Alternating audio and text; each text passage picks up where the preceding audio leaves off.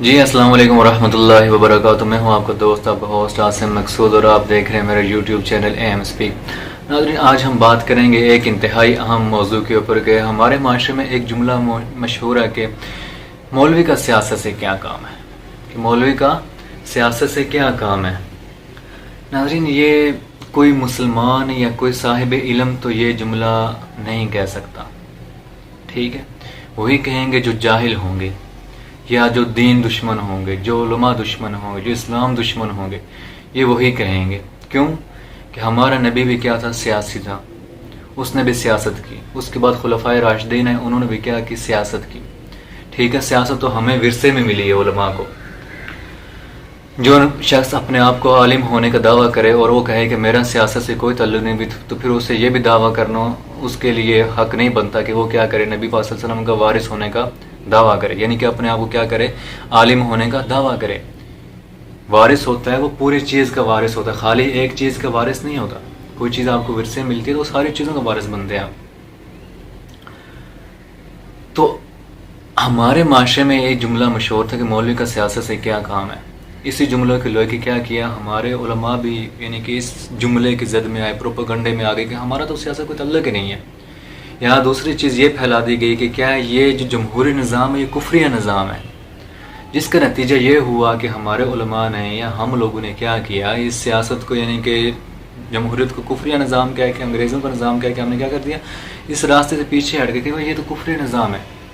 ٹھیک ہے، پھر جس نظام کا وہ دعویٰ کرتے کہ جو اسلامی نظام ہے، خلافت کے نظام کی طرف، اس کی طرف بھی پھر ہم نے کیا نہیں کی؟ کوشش نہیں کی. جس کا نتیجہ یہی نکلا کہ نہ اس طرف ہم آگے جا سکے، نہ اس طرف ہم آگے جا سکے. یہی ہوا نتیجہ کہ جس ملک میں ہم رہ رہے ہیں، پاکستان میں، ملک پاکستان میں یہی ہوا کہ پھر کیا، جب ہم نے سیاست کو چھوڑ دیا، سیاست کے میدان کو خالی چھوڑ دیا، پھر کیا ہوا؟ کرپٹ لوگ آگے آ گئے. ہم نے ان کے لیے راستہ چھوڑا. سیاست کو چھوڑ دیا ہم نے، گنڈوں کے لیے چھوڑ دیا. سیاست کو چھوڑ دیا ہم نے اوباش لوگوں کے لیے، نااہل لوگوں کے لیے، کرپٹ لوگوں کے لیے، مفاد پرست لوگوں کے لیے، موقع پرست لوگوں کے لیے. پھر یہ تو ہونا ہی تھا. جب آپ میدان خالی چھوڑیں گے تو پھر وہی لوگ آگے آئیں گے. پھر یعنی کہ جب وہ لوگ آگے آئیں گے کیا کہ ہم یعنی کہ کیا اسلامی نظام ان کا مطالبہ کر رہے ہیں کہ وہ ہمیں اسلامی نظام نافذ کر کے دیں گے.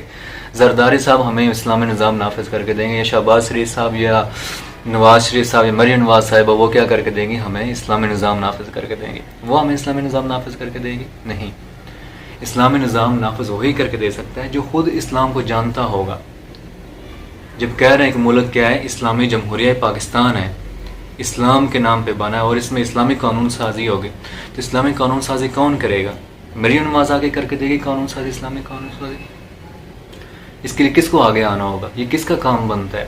علماء کا ہی کام تو بنتا ہے. مولوی کا کام ہی تو بنتا ہے کہ وہ کیا کرے؟ آگے آئے اور اسلامی نظام کے نفاذ کے لیے جدوجہد کرے. اگر یہ ہمارا کام نہ ہوتا، یا علماء کا کام نہ ہوتا، تو پھر امام مالک رحمۃ اللہ علیہ کو، جو ہمارے 4 ائمہ ہیں، امام مالک رحمۃ اللہ علیہ کو کوڑے کیوں مارے گئے؟ امام احمد بن حنبل کو جیل میں کیوں ڈالا گیا؟ امام ابو حنیفہ کے سر پر کوڑے کیوں مارے گئے؟ امام مالک رحمۃ اللہ علیہ کو خچر پر کیوں بٹھایا گیا؟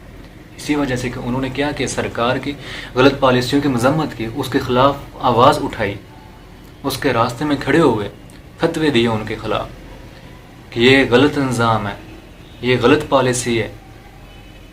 نہیں تو کیا تھا؟ وہ بھی پڑھاتے رہتے آرام سے بیٹھ کے. دنیا آج بھی یعنی ان کو امام اعظم کہتی ہے، ائمہ اربعہ کہتی ہے ان کو. پڑھاتے رہتے بیٹھ کے وہ مسندوں پر، فقہ پڑھاتے رہتے، قرآن پڑھاتے رہتے، حدیث پڑھاتے رہتے.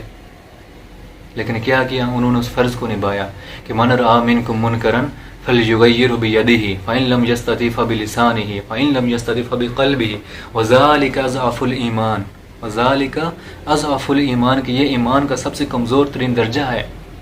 لیکن پہلے کس چیز کو بیان کیا گیا کہ تم میں سے جو شخص کسی برائی کو ہوتا ہوا دیکھے تو کیا کرے؟ اسے چاہیے کہ وہ اپنے ہاتھ سے روکے اس کو. اب ہاتھ سے کسے روکیں گے ہم؟ تب ہی روکیں گے جب کیا ہوگی؟ ہمارے پاس روکنے کی طاقت ہوگی. اس طاقت کی طرف تو ہم آ ہی نہیں رہے. اس طاقت کی طرف آنا تو جو کوئی آتا ہے اس طرف تو کیا کہتے ہیں؟ سارے فتوے لگ جاتے ہیں کہ بھائی یہ مولوی بن کر تو دوسری طرف چلا گیا، مرتد ہو گیا، نعوذ باللہ. یہ تو دائرۂ اسلام سے خارج ہو گیا. تمہارا 8 سال پڑھنے کا فائدہ کیا مدرسے میں رہ کے؟ انہیں 8 سال تم نے مدرسے میں لگائے کس لیے اگر یہی کام کرنے تھے تو؟ جاہل لوگ ایسی باتیں کرتے ہیں. کوئی مولوی آج کاروبار بھی کرتا ہے تو اس کے خلاف باتیں کرتے ہیں. بھائی تاجروں کا جو درجہ ہوگا کل صدیقین کے ساتھ ہوگا، شہداء کے ساتھ ہوگا ان کا مقام. ہر چیز اسلام خالی نماز پڑھانے کے لیے نہیں آیا، خالی نکاح پڑھوانے یا جنازہ پڑھوانے کے لیے، امامت کروانے کے لیے نہیں آیا. اسلام ایک مکمل ضابطہ حیات ہے. اقتدار سے لے کے ایک یعنی کہ بیت الخلاء میں جانے سے لے کے پوری ریاست کا نظام چلانے تک کیا کرتا ہے؟ ہماری رہنمائی کرتا ہے. ہم نے کیا کر لیا؟ اس دین کو محدود کر لیا ہے اسلام کی غلط تشریح کر کے. جب آج ہم اسلامی نظام کی بات کرتے ہیں تو کیا کرتے ہیں؟ لوگوں کے ذہن میں یہی خیال آتا ہے کیا جب سب کی گردنیں کٹ جائیں گے، سب کے ہاتھ کٹ جائیں گے. یہ اسلامی نظام کس نے بنا کر پیش کیا؟